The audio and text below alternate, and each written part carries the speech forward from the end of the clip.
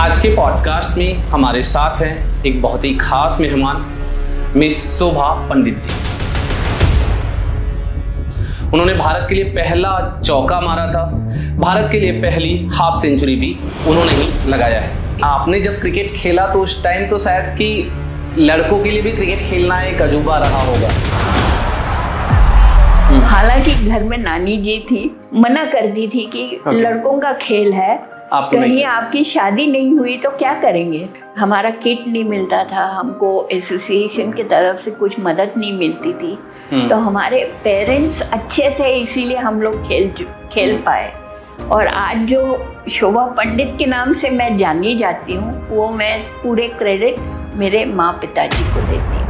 Ma'am, IPL के बहुत सारे पॉजिटिव्स हैं, बहुत सारे लोगों को कॉमर्शियली बेनिफिट मिल रहा है, बहुत अपॉर्चुनिटी मिल रही है, इंटरनेशनल टीम्स में सेलेक्ट हो रहे हैं और उनका करियर भी अच्छा हो रहा है। इसका दूसरा जो पहलू है मुझे लगता है वो थोड़ा निगेटिव है, आप भी उससे शायद अग्री करेंगी। ये जो बेटिंग ऐप्स का प्रमोशन होता है उस टाइम पे बहुत ही धुआंधार तरीके से होता है।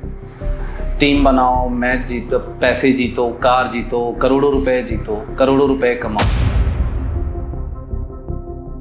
नमस्कार, मैं हूं सरवीर सिंह और स्वागत है आपका द राइजिंग भारत पॉडकास्ट के एक नए एपिसोड में। आज के पॉडकास्ट में हमारे साथ हैं एक बहुत ही खास मेहमान मिस शोभा पंडित जी, जो कि एक पूर्व अंतर्राष्ट्रीय टेस्ट खिलाड़ी हैं। उन्होंने भारत के लिए पहला जो अंतर्राष्ट्रीय टेस्ट हुआ था उसमें भारत का प्रतिनिधित्व किया था और उन्होंने भारत के लिए पहली बॉल जो है ऑफिशियल टेस्ट में वो फेस किया था। उन्होंने भारत के लिए पहला चौका मारा था, भारत के लिए पहली हाफ सेंचुरी भी उन्होंने ही लगाया है। इसके अलावा उन्होंने बहुत सारे इंटरनेशनल प्लेयर्स को कोचिंग भी दी है क्योंकि उनका 20 साल का कोचिंग का एक्सपीरियंस है। उन्होंने इंडिया के साथ बॉम्बे, उस टाइम का बॉम्बे जो कि अब मुंबई के नाम से जाना जाता है, उसके लिए भी मैचेज खेले हुए हैं, वहाँ पे एज ए कैप्टन खेला हुआ है। उन्होंने एज ए कमेंटेटर भी काम किया है, दूरदर्शन के लिए उन्होंने कमेंट्री की हुई है। इन सारी चीज़ों के बावजूद क्रिकेट के फील्ड की लड़ाई लड़ने के बाद अभी वो जिंदगी की लड़ाई में कैंसर से लड़ रही है। उसके अलावा भी बहुत सारी बीमारियां आई, बट मैम एक तरीके से इन सारी परेशानियों को, सारी बीमारियों से लड़ते हुए आगे बढ़ रही है। मैम ने एक बुक लिखी है बियॉन्ड बाउंड्रीज, जिसको कि फॉरवर्ड दिया है श्री सुनील गावस्कर जी ने, और मैम को लेडी गावस्कर के नाम से भी जाना जाता है। तो आइए मिलते हैं हम इंडिया की पहली इंटरनेशनल क्रिकेट बैट्समैन जिन्होंने फर्स्ट बॉल फेस किया था, उनसे इस खास मुलाकात में। नमस्ते मैम। नमस्ते। कैसी हैं मैम आप? बढ़िया। अभी तो फिलहाल जिंदगी से लड़ना तो हम लोग सीख चुके हैं। Yes ma'am. लेकिन पहला बॉल हम लोग फेस कर रहे हैं अभी आज के दिन में। यस। तो I am happy where I am. जी ग्रेट मैम, ग्रेट। आप लोगों से जो अपना कल कन्वर्सेशन हो रहा था, मैंने वही बोला था कि आप जैसे लोगों से बहुत सारे लोगों को इंस्पिरेशन मिलता है, आप लोगों को सुनने से, देखने से, और जो आप लोगों ने किया हुआ है उससे जो है एक इंस्पिरेशन मिलता है हम जैसे यूथ को, समाज को और देश को। तो उसके लिए मैं और मेरे ऑडियंस आपके शुक्रगुजार रहेंगे मैम। सो मैम, शुरुआत करते हैं। सबसे पहले आपका जो इनिशियल अपब्रिंगिंग था। हाँ जी। क्योंकि आपने जब क्रिकेट खेला तो उस टाइम तो शायद कि लड़कों के लिए भी क्रिकेट खेलना एक अजूबा रहा होगा, क्योंकि 1983 के बाद से क्रिकेट थोड़ा सा इंडिया में ज़्यादा चढ़ाव पे आया जब भारत ने पहला विश्व कप जीता जी। और उसके पहले लड़की होना, क्रिकेट खेलना, इंटरनेशनल क्रिकेट खेलना, वो अपने आप में एक बड़ी बात है। तो अगर आप अपने परवरिश कहाँ पे पली बढ़ी और कैसे क्रिकेट की तरफ आप आई? मेरे पिताजी मेरे मेन सपोर्टर थे। वो दिल्ली में जब हम लोग थे तो वो इंटर ऑफिस खेलते थे क्रिकेट वीकेंड के टाइम। तो मैं उनके साथ जाती थी। वहाँ पे मुझे एक्चुअल क्रिकेट का पहले स्टेज देखने मिला। ओके। उसके बाद हम लोग फिर दोबारा बॉम्बे शिफ्ट हुए। डैडी का ट्रांसफ़र हो गया तो बॉम्बे शिफ्ट हुए। तो नाना जी के घर के पास हम लोगों को ऑफिस का घर मिला। तो नाना जी के कंपाउंड में हम लोगों ने एक्चुअली टेनिस बॉल क्रिकेट शुरू किया। और सबसे अच्छी बात थी कि हम लोग लड़कों के साथ खेलते थे। हालांकि घर में नानी जी थी। और नानी जी के देखते हम लोग उनके इस बारे में तो वो मना करती थी कि लड़कों का खेल है, कहीं आपकी शादी नहीं हुई तो क्या करेंगे। तो मेरे मामा जी हमें हमेशा मेरे सपोर्ट में आते थे, बोलते थे कि आप उसकी फिक्र मत करिए, हम लोग हैं, हम लोग उनका देखभाल करेंगे, वो अच्छे खेलते हैं तो उनको खेलने दीजिए। तो इस हिसाब से हम लोगों ने कॉम्पिटिटिव क्रिकेट टेनिस बॉल के साथ खेलना सीखा। सो क्रिकेट को ऐसा कब आपको रियलाइज हुआ कि नहीं, मुझे प्रोफेशनल क्रिकेट खेलना है, मुझे क्रिकेट में ही अपना करियर बनाना है? मेरे एक कज़न थे जो फ्रीलांस राइटर थे, जर्नलिस्ट थे। और उस टाइम वो लोग वो विमेंस क्रिकेट के बारे में लिख रहे थे। तो उन्होंने कहा कि भाई आप किसी भी टीम में आप जाके खेल सकोगे, आपका गेम उतना ही अच्छा है, तो जाके देखिए कहाँ सीजन बॉल क्रिकेट खेला जा रहा है विमेंस क्रिकेट के लिए। और वहाँ जाके आप एनरोल करके शुरू करिए। तो इस हिसाब से हम लोग इंडियन जिमखाना गए। King circle Indian Gymkhana Mumbai, जहाँ पे विमेंस क्रिकेट का एक नेट लगता था। तो वहाँ पे हम लोगों ने एक्चुअल सीजन बॉल क्रिकेट का पहले बार टेस्ट किया। ये कौन से ईयर की बात है मैम? ये 1973 की बात है। तो वहां से फिर आपको रियलाइज हुआ कि नहीं, अब धीरे धीरे मुझे प्रोफेशनल की तरफ जाना है जी। और आपको नेशनल टीम में ब्रेक थ्रू कब मिला? कौन कोचेस थे, कौन कलीग थे? कुछ अगर यादें उस टाइम की, ऑल्दो बहुत पुरानी बातें हो गई। नहीं, बिल्कुल ताज़ी यादें हैं। ये यादें कभी फेड नहीं होती हैं। ये हर रोज़ हम लोग जैसे हम लोग भगवान को प्रार्थना करते हैं, वैसे हम लोग ये इसकी भी प्रार्थना करते हैं कि वो यादें हमको हमेशा ताज़ी रखे। तो 73 में हम लोग पहले बार सीजन बॉल क्रिकेट खेलने पुणे आए थे। उसके बाद हमारा कभी पीछे देखना नहीं हुआ। उसके बाद मैं बॉम्बे टीम में खेली और पहले नेशनल्स खेली। 74 में हम लोग पुणे में दोबारा आए और नेशनल्स खेले। और उसके बाद जो आगे बढ़ते रहे वो कभी पीछे मुड़ के देखने का मौका ही नहीं मिला। तो उसके बाद हम लोग बॉम्बे की टीम से हम लोग जोनल्स खेलने लगे, तो वेस्ट जोन खेलने लगे। और वेस्ट जोन के बाद फिर धीरे धीरे टीम्स बढ़ती रही और ज़्यादा स्टेट्स विमेंस क्रिकेट खेलना शुरू किया उन्होंने। तो हम लोगों को ज़्यादा टीमें मिली और फिर 75 में हमारा पहला इंडियन टीम सिलेक्ट हुआ। उस टाइम जगदाड़े सर और जसू पटेल सर हमारे सिलेक्टर थे। और तब मैं मीडियम पेसर थी और मैंने कभी ओपन नहीं किया था। तो उन्होंने मुझे सिलेक्शन मैच के बाद बुला के मुझे पूछा कि क्या आप इंडियन टीम के लिए ओपन करना चाहेंगे? तो हमने कहा जरूर करेंगे। अगर कैप्टन चाहते हैं कि हमें ओपन करना है तो हम इंडिया के लिए भी ओपन करेंगे। तो उस हिसाब से मेरा वो प्लेस फिक्स हो गया कि मैं इंडिया के लिए ओपनर बन गई। Great ma'am. सो कुछ यादें हैं पहले मैच की? क्या एक्साइटमेंट था, क्या कन्वर्सेशन था? पहले मैच हम लोग पुणे में ही खेले 50 साल पहले। और मेरी नानी दादी दोनों जन थे। मैच देखने गए थे? मैच देखने आए थे, पूरी फैमिली आई थी। और माहौल बहुत बहुत मतलब छोटी दिवाली हो रही थी पुणे में। और हम लोग ऑस्ट्रेलिया के अगेंस्ट खेल रहे थे। तो पहला टेस्ट उज्ज्वला निकम हमारी कैप्टन थी। और बाद में पता चला कि ये टेस्ट, ये सीरीज अनऑफिशियल है। अच्छा। हाँ जी, क्योंकि बिलो 25 की टीम थी ऑस्ट्रेलिया की, तो उसे अनऑफिशियल ठहराया गया। Okay. लेकिन टेस्ट होता है, भले आप ऑफिशियल खेलो या अनऑफिशियल खेलो, गेम तो वही है। गेम तो वही है, क्रिकेट वही है, मैदान वही है। तो हम ऐसा सोचते हैं कि जो पहला बॉल जो फेस किया, जो पहला चौका मारा, जो पहला हाफ सेंचुरी मारी, तो उसके लिए तो थोड़ा बहुत तो हम लोगों को क्रेडिट मिलना चाहिए। सही बात है, सही बात। तो इस हिसाब से हम लोग 1975 से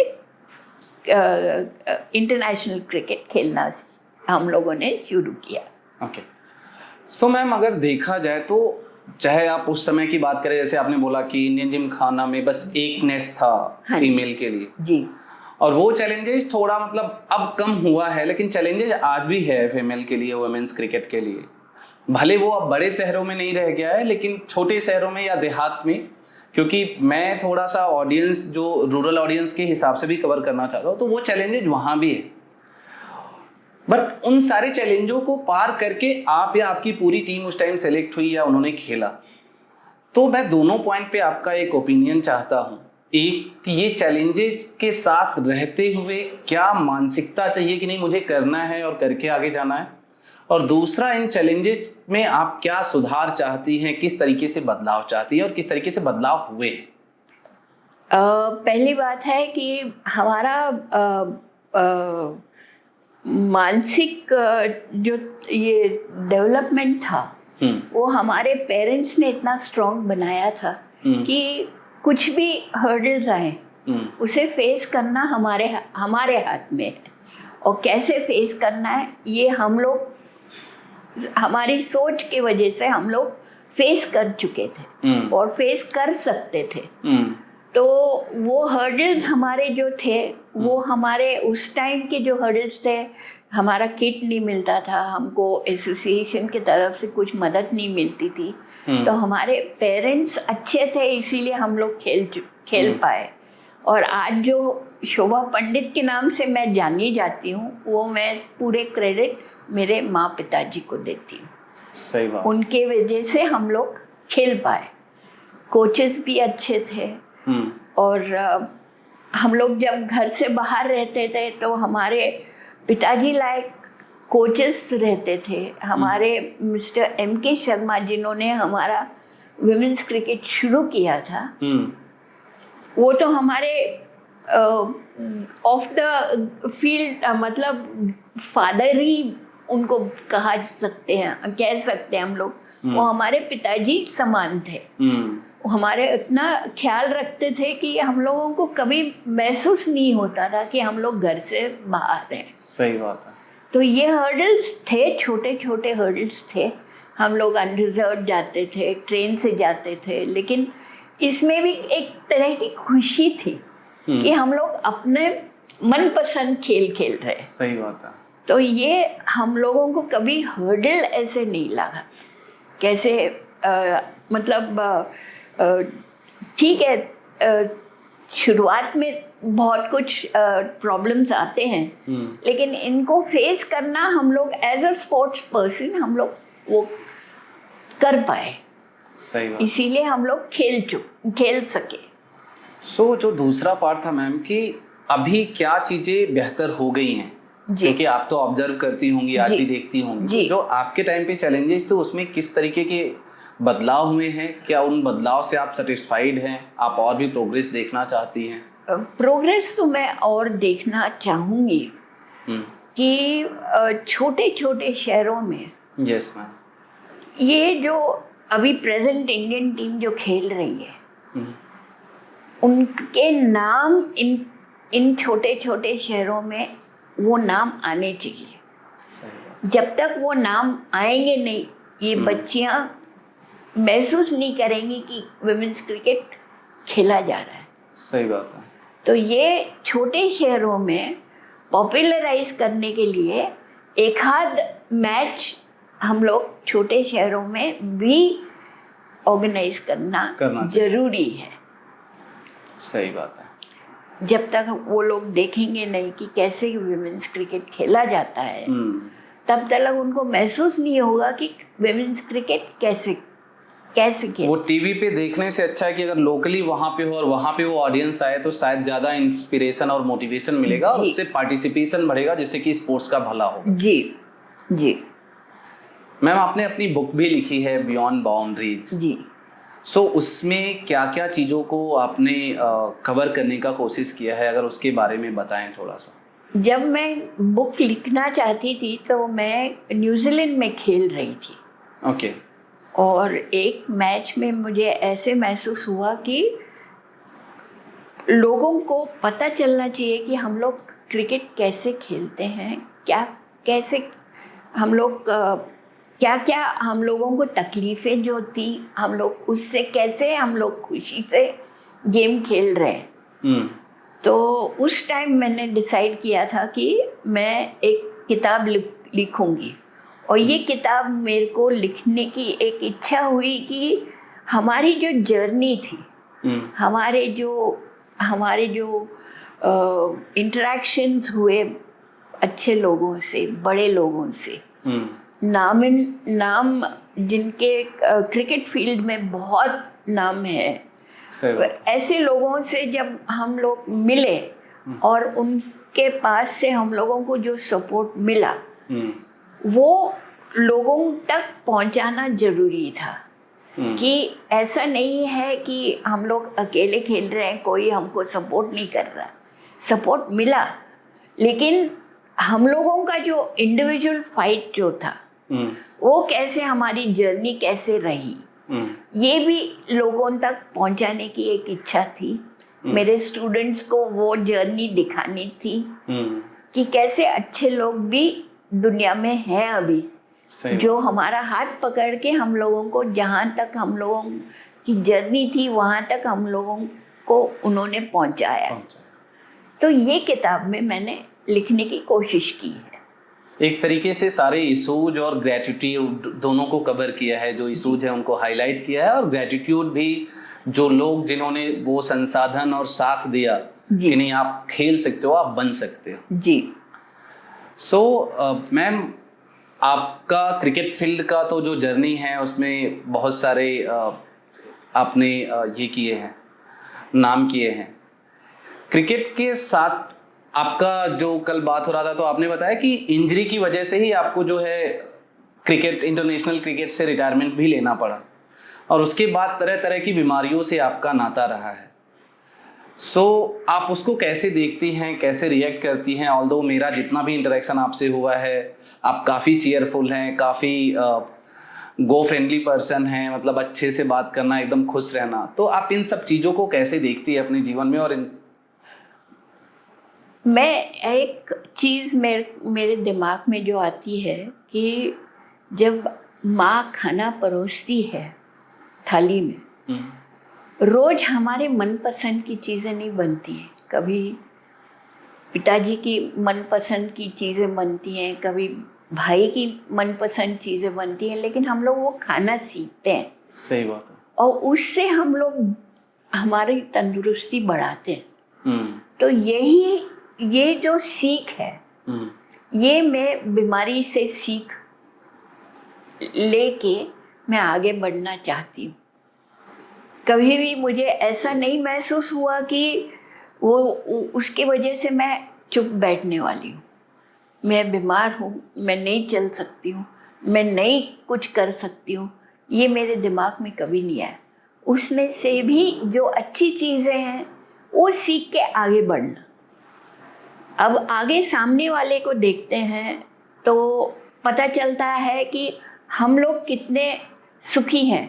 हाँ, हालांकि हर घर में तकलीफ रहती है, कभी कम आज, कभी कम वो घर में ज़्यादा, कभी हमारे घर में ज़्यादा आज।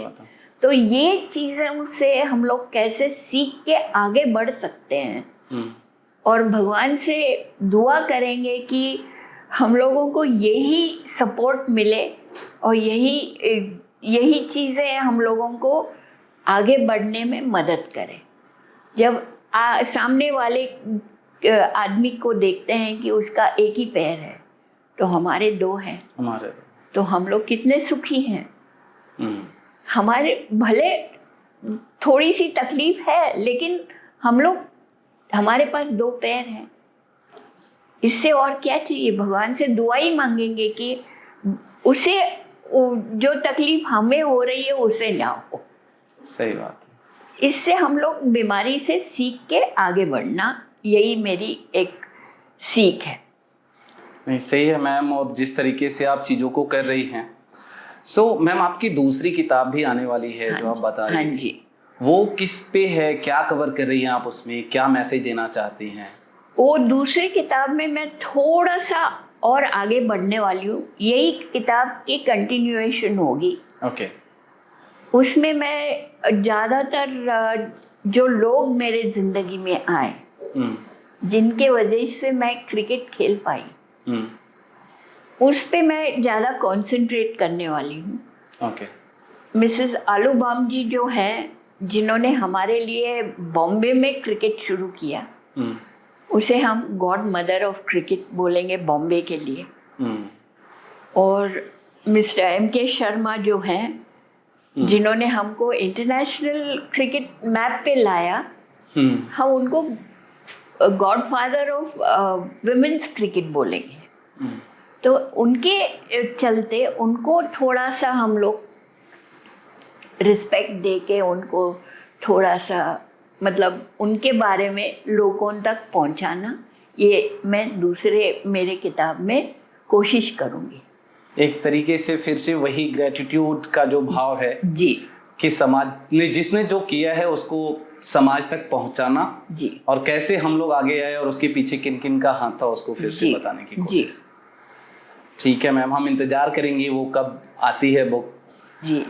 और मैम आप क्या लेसन या क्या मैसेज देना चाहेंगी, जिस तरीके का आपका जीवन रहा है, चाहे वो क्रिकेट के फील्ड पे हो या क्रिकेट के बाद का जीवन हो, काफ़ी आपका वेरीड एक्सपीरियंस है क्योंकि आपने बहुत सारी चीज़ें की हैं, तो क्या मैसेज देना चाहेंगी युवाओं के लिए? किसी भी चीज़ के लिए जब तक मेहनत नहीं करेंगे तब तक आगे नहीं बढ़ पाएंगे।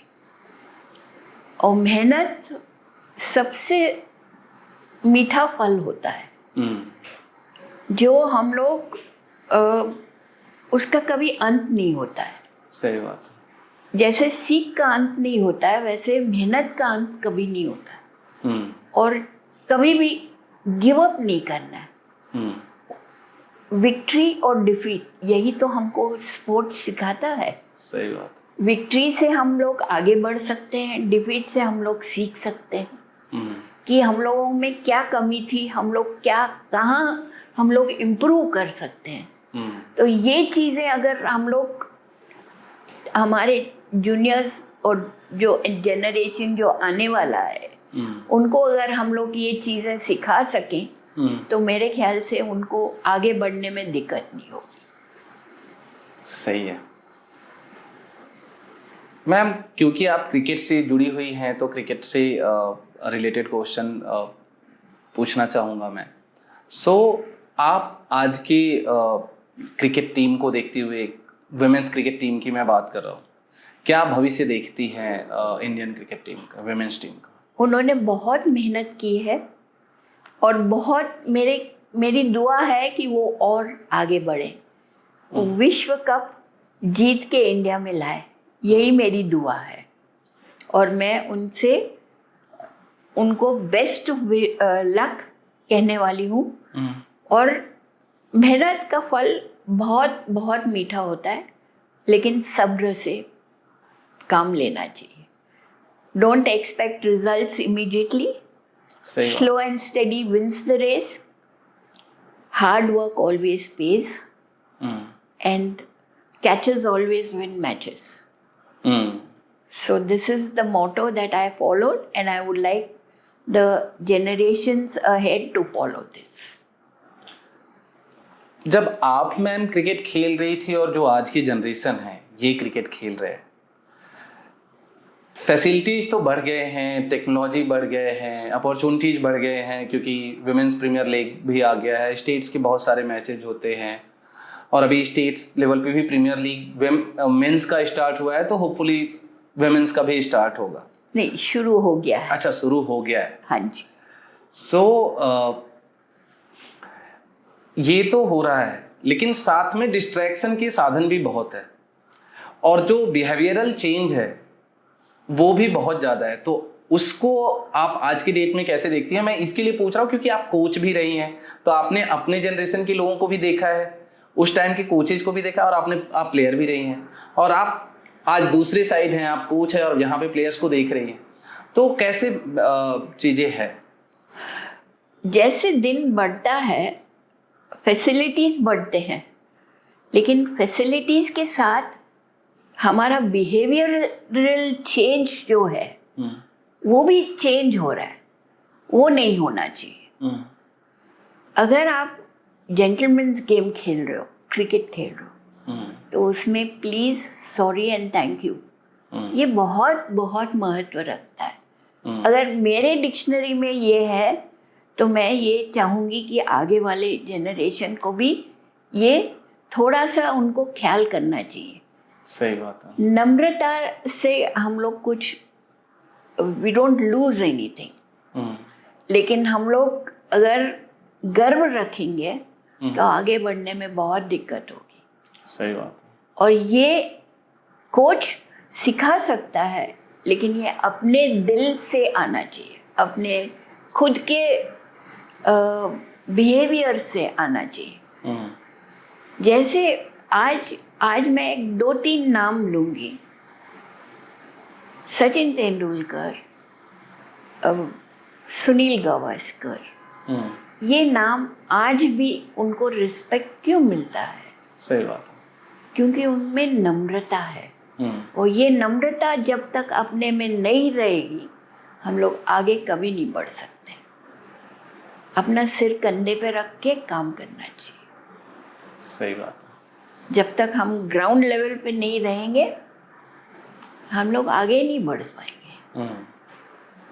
तो ये चीज़ें जो हैं, ये अपने से सीख के, अपने से यूज़ करके, we have to follow this in our daily life. नहीं, वो तो है जो आपने बोला कि वो विनम्रता जरूरी है, क्योंकि उससे आप फिर बहुत सारी चीज़ें सीखते हो, करते हो, और सबसे बड़ी बात है कि सुनते हो लोगों का। जब विनम्रता आती है, लोग बोलते हैं, आप सुनते हो, सुनने के बाद सारी चीज़ें थोड़ी इजी हो जाती है। जी। सो मैम, जो आप कोचिंग करते हैं, आपने बहुत सारे इंटरनेशनल और स्टेट लेवल के क्रिकेटर्स को कोचिंग करी हुई है, तो अगर उन प्लेयर्स के नाम बताएं, और आपका कोई एक स्पेशल स्टूडेंट जिसका कि आप नाम लेना चाहे और क्यों है वो आपके लिए स्पेशल, अगर वो बताएं। 2 प्लेयर्स के नाम मैं स्पेशली लेना चाहूँगी। एक तो तेजल हसबनेस है, जो इंडिया के लिए खेल रही है, वो पुणे की है। अच्छा। और वो, मैं उसे स्कूल लेवल से सिखा रही थी। अच्छा। स्कूल लेवल पे 3 साल मेरे साथ थी वो। हम लोग सिर्फ टेनिस बॉल से खेलना शुरू किया हम लोगों ने। अच्छा। फिर बाद में वो क्लब ज्वाइन करके सीजन बॉल क्रिकेट खेलना उन्होंने शुरू किया, और वहाँ से आगे जो बढ़ी वो इंडिया के लिए खेल रही है आज। दूसरी है जो बहुत छोटी है, लेकिन आज नहीं तो कल मेरे ख्याल से वो इंडिया के लिए खेलेगी। परी शर्मा। परी शर्मा जो हरियाणा की है। अच्छा। और जो मेरे साथ फ़ोन पे बात करके अपना गेम सीख रही है। वाह। तो वो 2 नाम जो है वो बहुत प्रिय है मेरे लिए, क्योंकि परी मेरे पास 7 साल की थी जब से आ रही है। अच्छा। आज वो 11 साल की हो गई है। और वो सीनियर लोगों के साथ खेलती है। तो ऐसे, अगर ऐसे प्लेयर और मेहनत करेंगे तो मेरे ख्याल से वो लोग डेफिनेटली इंडिया के लिए खेलेंगे। सही। और दो अंडर 19 प्लेयर्स थे। एक कपिल लगाटे था और एक स्नेहा चौहान थी। अच्छा। जो मेरे स्कूल में थी। वो दोनों अंडर 19 कैप्टन हो गए थे। ओके। जी। और देविका पलशेकर थोड़े दिनों के लिए क्यों ना हो मेरे अंडर में कोचिंग के लिए आती थी, तो मुझे भी मौका मिला उनको कोचिंग करने का। लेकिन आज जिस लेवल पे वो खुद कोच कर रही है, मुझे बहुत आनंद होता है उसको देखने से। नाइस। अब आपका शिष्य भी गुरु बन गया है। जी, सही है। मैम, आईपीएल और डब्ल्यूपीएल के आने से बहुत सारी अपॉर्चुनिटीज बढ़ गई हैं, स्पीड भी बढ़ गया है गेम का, और क्योंकि आपने बोला कि टेस्ट खेलने में जो मज़ा है वो अलग है, तो ये बदलाव किस तरीके से आप देखती हैं, कितना पॉजिटिव है, आपका क्या ओपिनियन है? चेंज और बदलाव एक्सेप्ट करना अपने हाथ में है, लेकिन जो असल जो चीज़ है जहाँ से हम लोग एक्चुअल वो गेम का जो एथिक्स है वो है टेस्ट। टेस्ट लेवल पे अगर कोई भी खेल सकता है तो आईपीएल खेलने में दिक्कत नहीं होगी उनको। सही बात। क्योंकि जो पेशेंस 5 दिन के लिए रख सकता है, और विमेंस क्रिकेट के लिए अभी 4 दिन का टेस्ट मैच है, यस, अगर वो पेशेंस डेवलप करके, अपने स्ट्रोक्स डेवलप करके, अपना परसिवियरेंस डेवलप करके खेल सकते हैं, तो मेरे ख्याल से आईपीएल खेलना मुश्किल नहीं है उनको। सही। मैम, आईपीएल के बहुत सारे पॉजिटिव्स हैं, बहुत सारे लोगों को कॉमर्शियली बेनिफिट मिल रहा है, बहुत अपॉर्चुनिटी मिल रही है, इंटरनेशनल टीम्स में सेलेक्ट हो रहे हैं और उनका करियर भी अच्छा हो रहा है। इसका दूसरा जो पहलू है, मुझे लगता है वो थोड़ा निगेटिव है, आप भी उससे शायद अग्री करेंगी। ये जो बेटिंग ऐप्स का प्रमोशन होता है उस टाइम पे बहुत ही धुआंधार तरीके से होता है। टीम बनाओ, मैच जीतो, पैसे जीतो, कार जीतो, करोड़ों रुपए जीतो, करोड़ों रुपए कमाओ।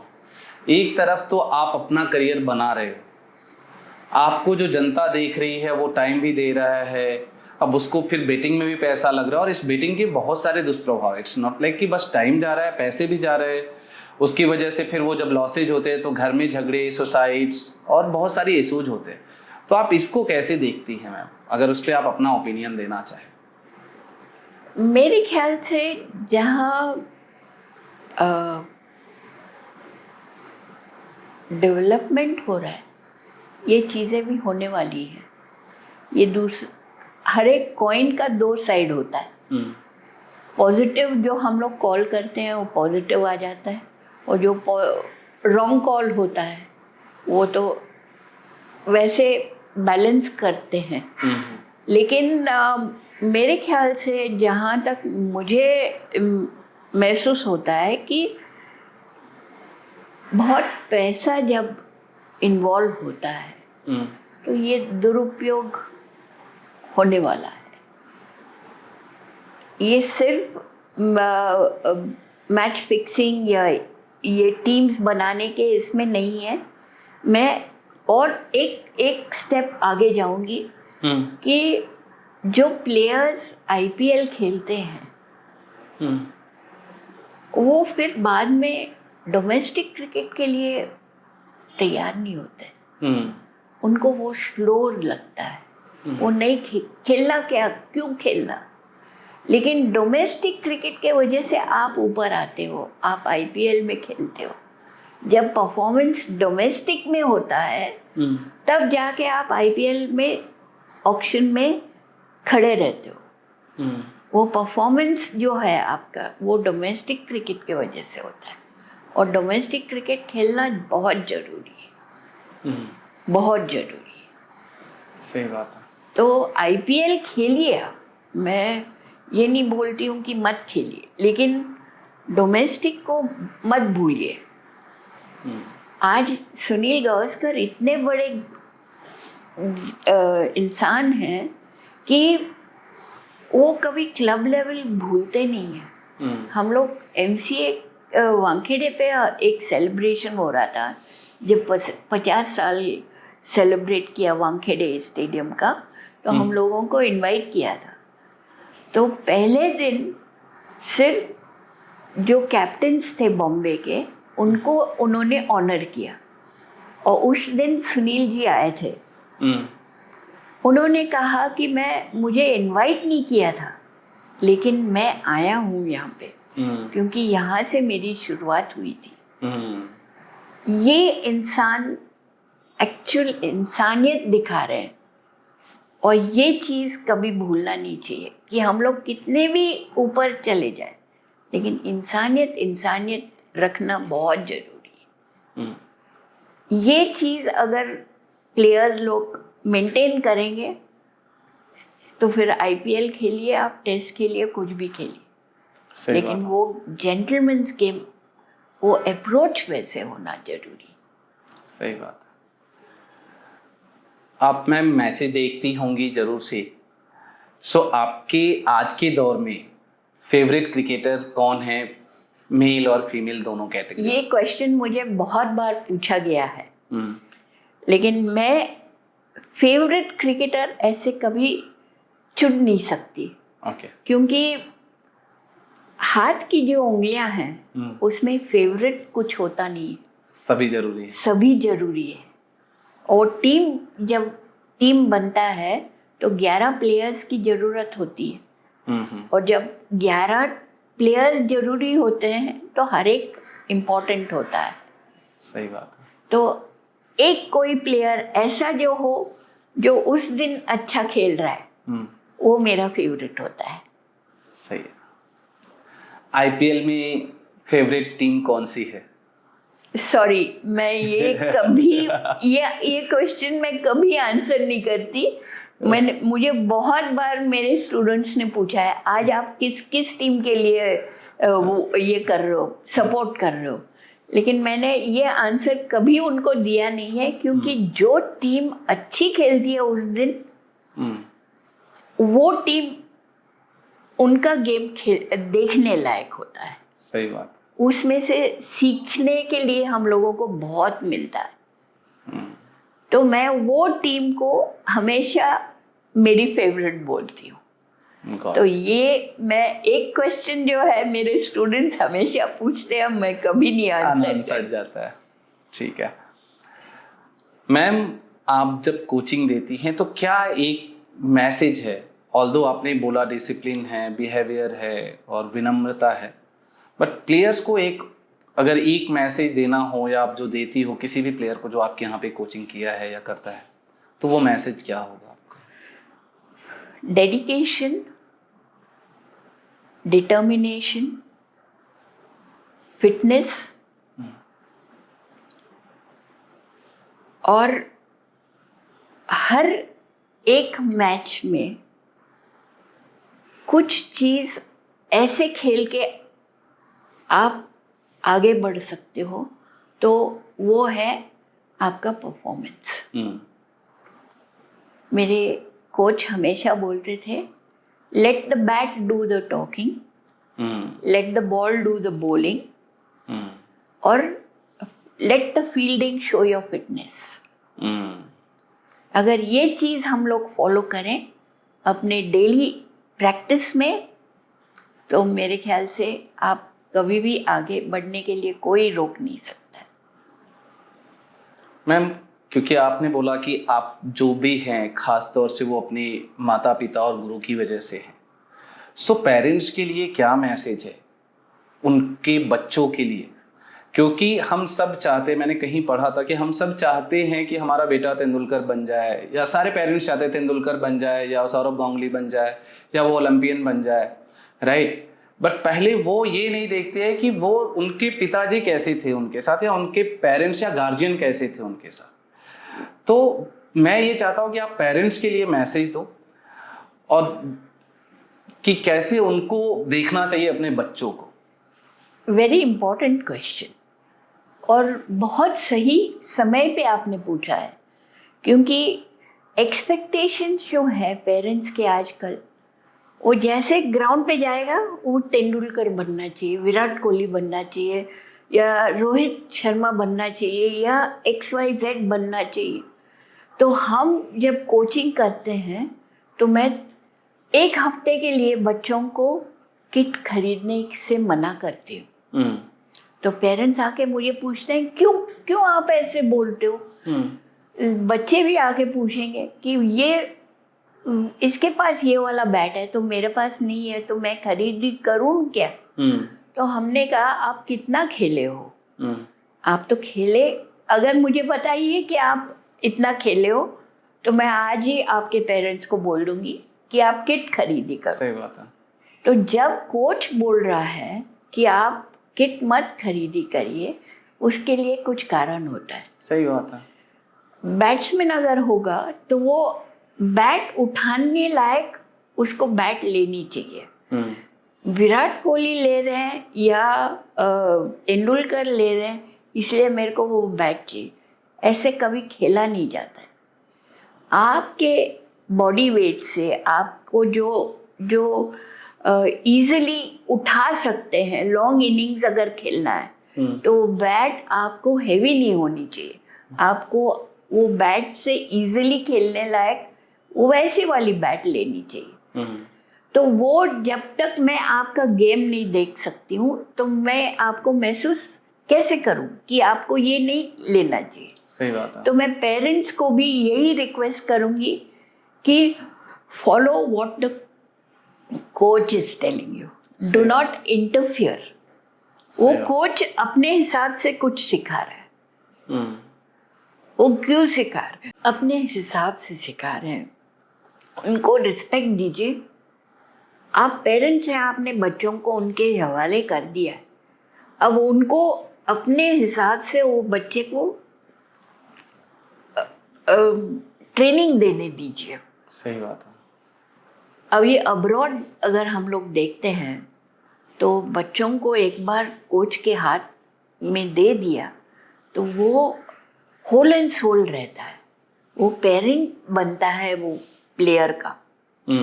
वो खाने का, वो फिटनेस का, वो उसका शेड्यूल देखना, उसको ट्रेनिंग देना, ये सब कोच के हाथ में रहता है। पेरेंट्स कभी इंटरफेयर नहीं करते। ये मैं पेरेंट्स को एक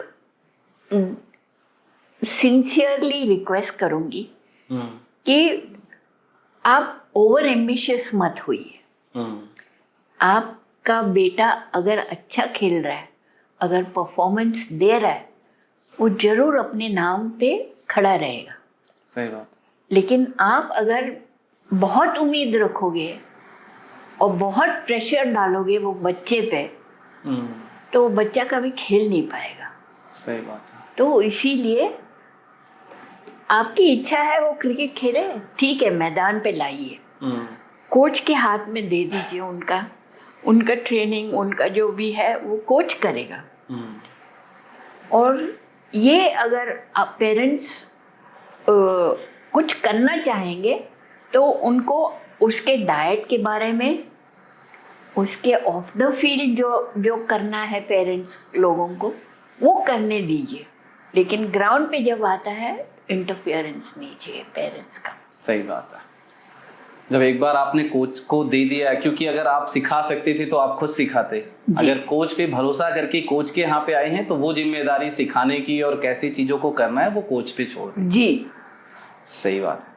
मैम, एक final message the rising Bharat podcast के ऑडियंस को, खास तौर से जो आपने बोला छोटे शहरों में क्रिकेट को वहाँ पे लोकली प्रमोट करने के लिए वहाँ पे मैचेज होने चाहिए, तो आप इन सारे ऑडियंस को ध्यान में रखते हुए एक क्या मैसेज देना चाहेगी उनकी ज़िंदगी के लिए, उनके खेल के करियर के लिए, या वो किसी भी फील्ड में करियर बनाना चाहते हैं? तो मैं एक मैसेज ज़रूर देना चाहूँगी कि